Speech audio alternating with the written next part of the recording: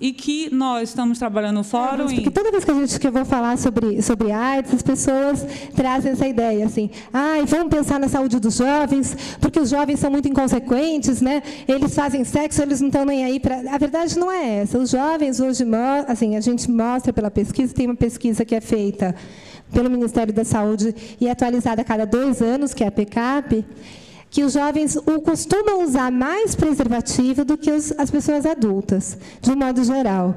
Mas, mesmo entre os jovens, essa faixa etária de jovens, a gente percebe que os meninos usam mais preservativo do que as meninas. Então, 40,2% dos meninos usaram preservativo, e só 29% das meninas usaram. Isso em tudo, em relação estável, em relação não estável, os meninos usam mais preservativo. E as meninas, elas deixam de usar preservativo, tem outras pesquisas que vêm mostrando no Ministério, quando elas acham que estão numa relação estável. Que é o professor Milton Madruga, que era casado com a filha do Vital Brasil, que era amigo particular de Alexandre Fleming, quem descobriu a penicilina, ele que me criou cientificamente, e eu fui treinado para ser um caçador de micróbio, um matador de bactéria. É esse o homem que está aqui. E hoje eu quero viver em paz com as bactérias, eu quero me equilibrar com as bactérias, eu não quero mais destruí-las. Quando que nós temos HPV? Na maioria das pessoas, o HPV é quando começa a relação sexual, 1 ou 2 anos depois. Se começar aos 9, aos 11, 12, se começar aos 15, a média brasileira me parece que é 16. A gente acha que todo mundo transa aos 12, mas a média é os 16, 17. E todo pai acha que a filha só vai transar depois do pós-doutorado, pelo menos para os professores, né? Quem é professor de faculdade que bota seu filho, que ela vai lá estudando, minha filha só vai transar lá depois que ela fizer doutorado, ela não vai transar, não vou me preocupar agora. Muito cuidado com isso, muito cuidado. E o pico é aos 20 anos, 22 anos e cai. Mas chega aos 35, aumenta. O que se passa aos 35 que aumenta? Precisamos estudar sobre isso. E olha o que acontece no mundo. No mundo é a prevalência de HPV por idade. O mundo se contamina, o pico é 20 anos, cai aos 44 e diminui. Na Ásia, o pico maior é aos 18, cai em 60. O que acontece aos 64 anos na Ásia, que aumenta um pouquinho? Na América do Norte, baixa e baixa. Na Europa, começa aos 22 e aos 44 para de cair. E vai, tem lá um platôzinho, cai de novo. Na África, começa aos 32, cai, e aos 64, sobe de novo nas africanas. E nós aqui, latino-americanos? Nos latino-americanos, com 880 mil mulheres pesquisadas em estudos de meta-análise, começa aos 20, cai aos 44 e sobe de novo. O que acontece com nossas mulheres que, a partir de 44 anos, começa a ter mais HPV? Precisamos estudar para não falar besteira, não sei o que é. Olha o que é importante falar num momento como esse.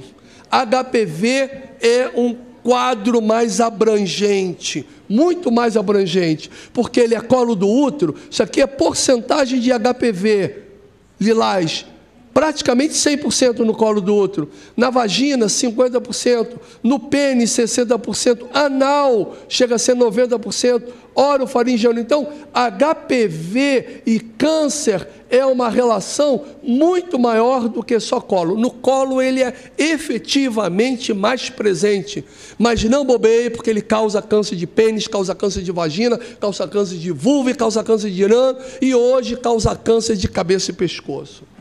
Ausência de profissional médico, isso aí é muito sério e já vem de muito tempo, não é de agora. Logo que iniciou o DICEI, eu fiquei 4 anos nessa chefia, e naquela época eu tinha 2 médicos, né, era completa a equipe. Hoje em dia, já não se consegue mais, principalmente pela questão salarial. É muito baixo o salário. A saúde da mulher no município de Belém, né, ela executa as ações que são previstas na Política Nacional de Atenção Integral à Saúde da Mulher. Dentro dessas ações, nós temos o controle do câncer do colo do útero, o controle de câncer de mama, pré-natal, planejamento reprodutivo e prevenção da violência sexual e doméstica. O câncer é como se fosse um povo, gente. A partir do momento que se mexe para fazer uma biópsia, ele já começa a se manifestar. Então, é por isso que a gente não pode ficar parado. A gente sentiu qualquer sintoma na mama, no útero, a gente tem que correr atrás. Porque se a gente ficar parado, o bicho pega. E encontro de liderança do movimento de mulheres para o controle do câncer do colo do útero, nós vimos a exposição do professor Mauro. Todas as exposições colocadas aqui, nós vimos que realmente o grande mal nosso na questão feminina é o câncer que não já precisava ter mais, é o câncer de colo de útero. E esse câncer de colo de útero, ele realmente precisa ser enfrentado com seriedade. Nós escolhemos também a fala de uma mulher, não é? E nos encantarmos com ela. Minha esperança é imortal. Sei que não dá para mudar o começo, mas se a gente quiser, vai dar para mudar o final. Obrigada.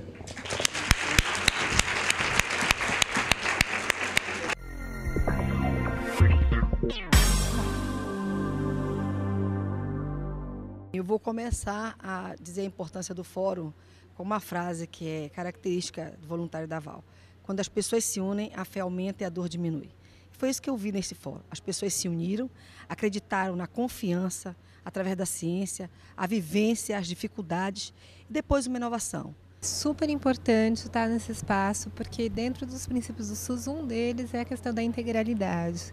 Então, você discutir a questão da saúde com profissionais de saúde, com gestores, com pessoas que vêm há muito tempo estudando isso, é de grande importância. A outra questão é a questão em relação à própria DST, né? Hoje a DST ela ainda é invisibilizada na população feminina, ainda é uma doença que precisa de mais fôlego aí, político, a gente precisa falar mais sobre isso, a gente precisa estudar mais isso e conhecer. Então, eu acho que esse evento ele serviu para trazer essas questões todas, trazer o desafio que é implantar políticas públicas.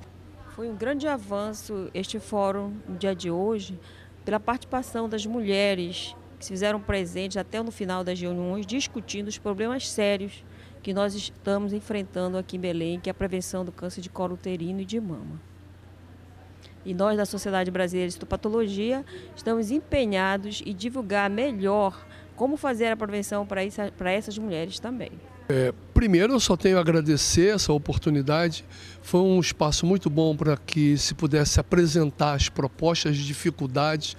Foi muito bem falado das facilidades que alguns setores têm, mostrar quanto que é diverso tipo de abordagem, principalmente no estado do tamanho do Pará, né, na região norte como um todo, onde que para nós do Sudeste, nós falamos em termos de quilometragem de tempo e aqui depende muitas das vezes de acesso por rio, se o rio está descendo, se está na vazante, se está na enchente, enfim, é uma oportunidade muito boa, eu me senti muito bem para mostrar que a gente pode interagir dos problemas do HPV, do problema do câncer do colo do útero, mas sobretudo para dizer que o fórum, embora seja um fórum de saúde da mulher, tem que ser pensado também o conjunto que está em volta dessa mulher.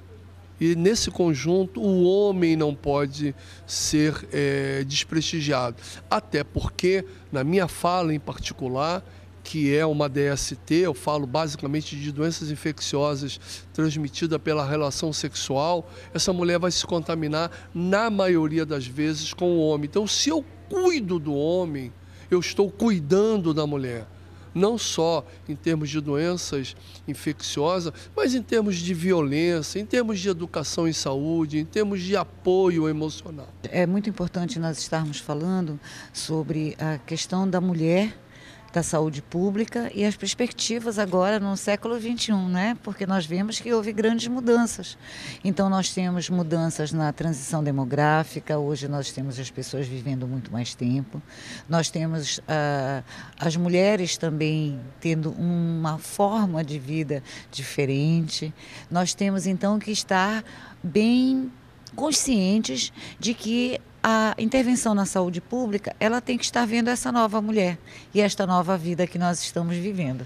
É interessante porque trabalhar política pública hoje não é mais só pensar em gestão pública, e sim pensar em gestões públicas de parceria público-privado. Então, uma atividade como essa que acabou de acontecer aqui no Pará só foi possível porque nós conseguimos trazer juntos, sensibilizando a iniciativa privada, que nesse caso foi a Merck Sharp Indome, que teve um diferencial fundamental, porque eles conhecem não somente o ciclo e a produção necessária, a inovação tecnológica dos produtos deles, mas eles também conhecem a sua população de consumo, a sua população de ponta. Então, eu tenho que dizer que é uma parceria muito interessante e só temos a ganhar. Nós, realizadores da atividade, nós enquanto mulheres, população, nós enquanto governo, enquanto gestores, por fim. Eu acredito muito nesse caminhar crescente e dessa transformação natural e nacional para o país e, de fato, fazermos um Brasil para todos, não é mesmo?